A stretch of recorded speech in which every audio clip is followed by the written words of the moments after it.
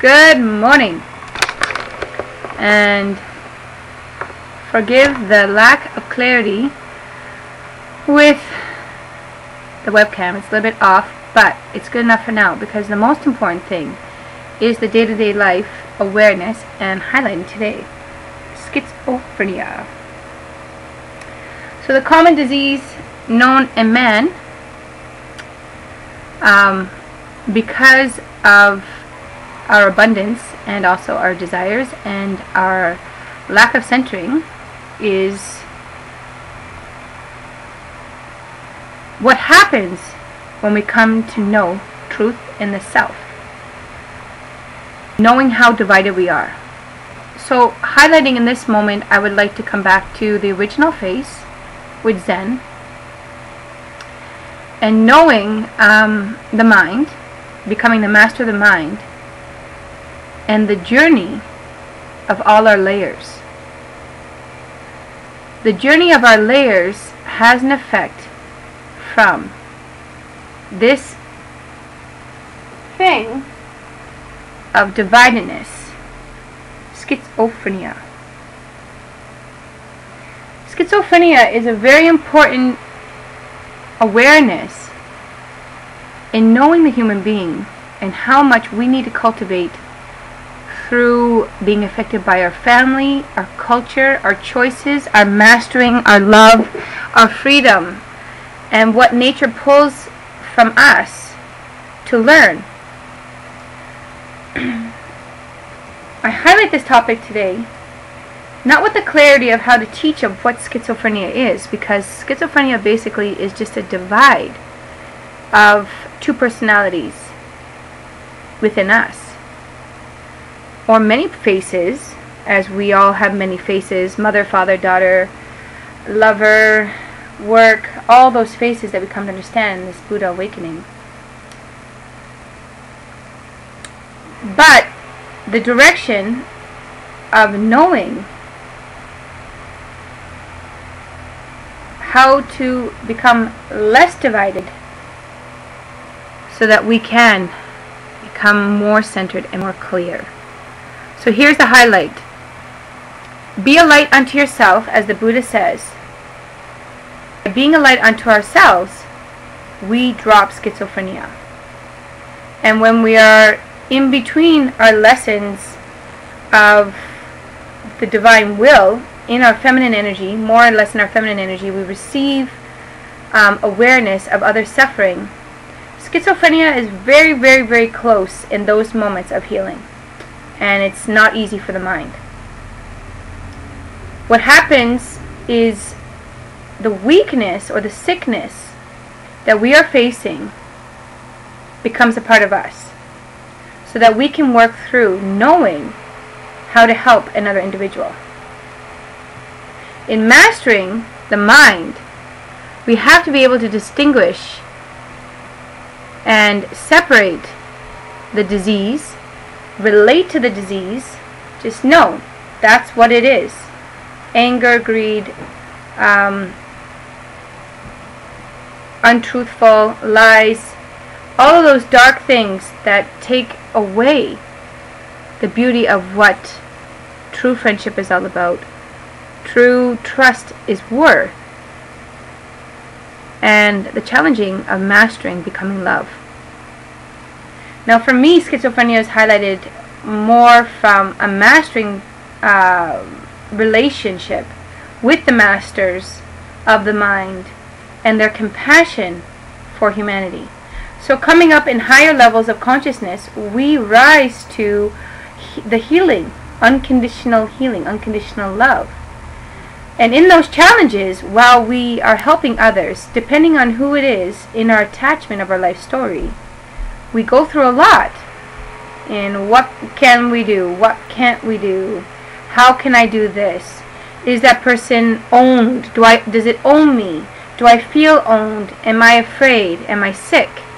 Am I hurting now because somebody feels that I'm owned for life? And so this is the important key, is freedom. But through all of this, we are challenged with this struggle of what we came to love, how love treated us, how we were treated, if we were abused, if we were used, if we were thrown around, and what type of love we were involved with. So these things happen from each human being, including myself. I recognize my human nature of how I want to be treated. I also recognize the mastering of consciousness and walking with consciousness in the Buddhahood is that this no longer needs to be there. And that's a really, really, really big shift of awakening, is recognizing that this doesn't need to be there. To be love and to be unconditionally love over and over and over and over and over again, moment to moment to moment, razor's edge, sannyas, and doing your best with all this is what it is. I can give gratitude to knowing the masters are there. I can give gratitude to knowing what I've learned. I also can give gratitude to saying, if this is going to dissolve, that human being is going to dissolve, then I am just love. No longer am I human.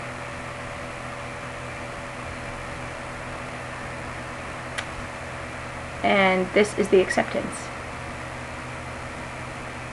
No longer are you human. You're not human no more. If you are walking with love 24 hours a day and you are becoming love, then you need to allow yourself to understand no longer are you human. You are godly. You are God-like. You are holy. And all those other personalities of you that you want to play with are there. But that's the man of many faces. That's the schizophrenia that divides us from knowing, are we love or are we human?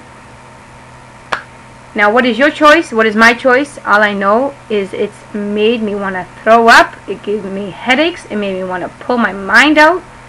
And the only thing that the Buddhas teach me is come back to meditation and silence. Meditation and silence is the only solution to become love. It's something that goes higher. It's the only tool that can help us evolve as awakened Buddhas. And this is the Buddha fields.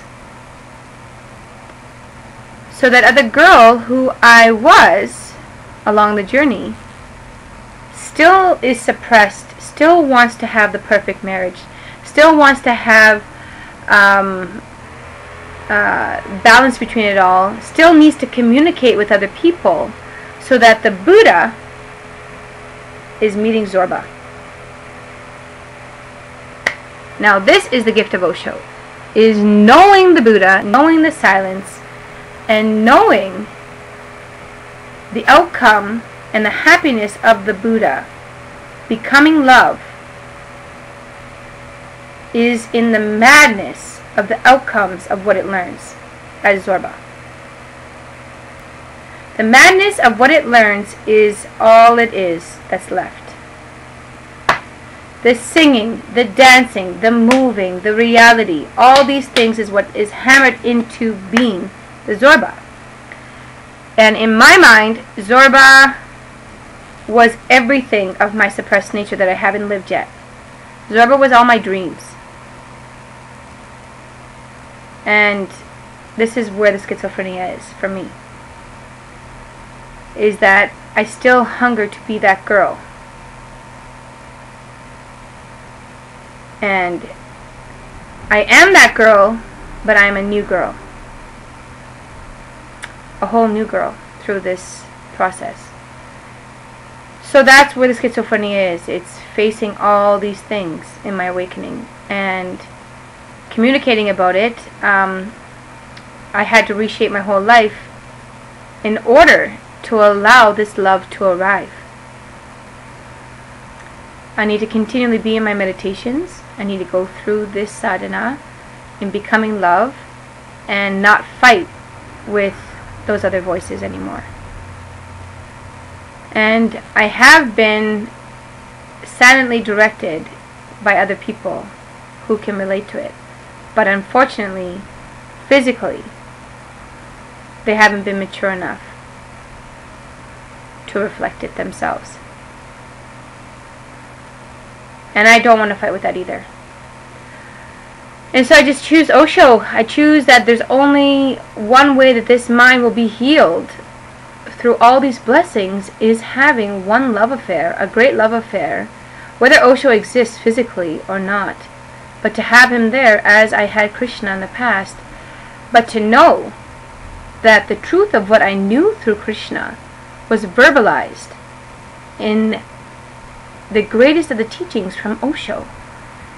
It wasn't lived with the Sanskrit or the Kirtan or those things. There was something there from those gurus, but nobody could ever understand the amount of hardship and the amount of awakening that aloneness had to give me, and not be able to communicate about it. It's the worst thing in the world not to have a master who cannot speak to you when you have a body, mind, and spirit. So I take the best of everything I've learned from other enlightened people who love me in their own ways. I take the best of what I know with Osho, and I surrender to knowing that this awakening of love is a deep union with me and the Master. Nobody else. And nobody else will exist unless they have the ability to have those qualities of communication, of love, of flowering, of meditation, of sacredness, and being holy. And so the compassion is there for the whole universe. But being a light unto yourself is the teaching of how we can overcome schizophrenia.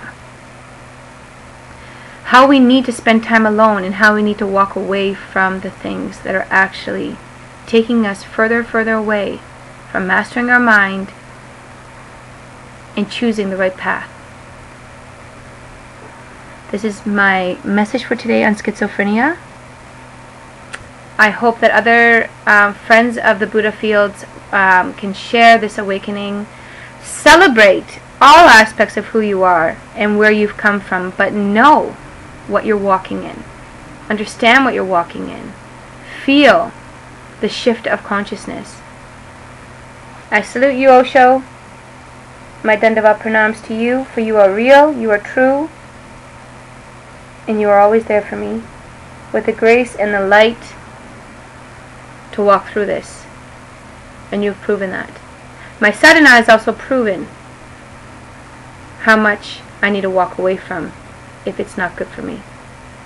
And I offer that to everybody that listens to me. Be a light unto yourself first. Know the pains and suffering because you are becoming the Buddha. Your compassion for others. Send them love. Yet separate your mind from what you cannot take from others. Because that's their journey with the divine, and they need to come through their personal journeys. It's been really hard through family life to think that you can take on other people. But the best person you can take on is yourself. Message from the Master and his disciple, meera. Namaste.